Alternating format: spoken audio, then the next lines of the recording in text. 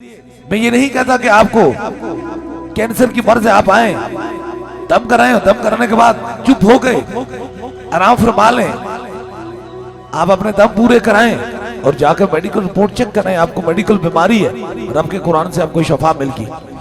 इसी तरीके से मैं कहता हूं जिन्नात है, ये जादू है, ये असर है, ये सहर है। तो मैं ये नहीं कहता हूं कि तुम्हारा जिन निकल गया, मैंने कहा जब तुम्हारा जिन या जादू निकलेगा तो तुझे कोई ना कोई निशानी दे के चला जाएगा। ये हकीकत का रास्ता है। काश हम इस हकीकत से बहुत दूर हैं, हम इतने दूर हैं कि हम अंधेरे को भी रोशनी समझते हैं।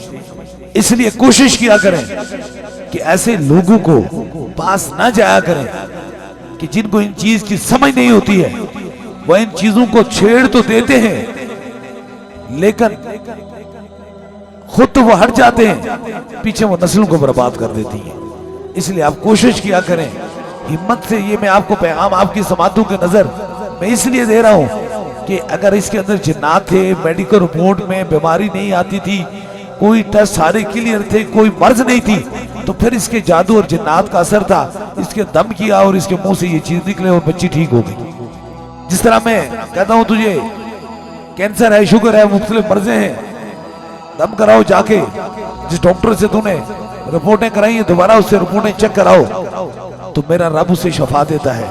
पाइन इसी अंदाज के अंदर ही जिन्नात की भी एक दुनिया है, एक कहानी नहीं है जिसे तुम कहानी समझ के बैठे हो। ये कहानी नहीं है, ये हकीकत का रास्ता है। और कई इस दुनियादारी मर्जों के से जो मेडिकल की मर्जें कई हजार गुना ज्यादा खतरनाक और सख्त होती हैं। ये मर्जें तो इंसान एक तक महदूद होती हैं लेकिन ये पूरी नस्ल को बर्बाद कर देती है। इसलिए कोशिश किया करें कि ऐसे लोगों के पास ना जाया करें जिन लोगों को इस चीज की समझ नहीं होती है।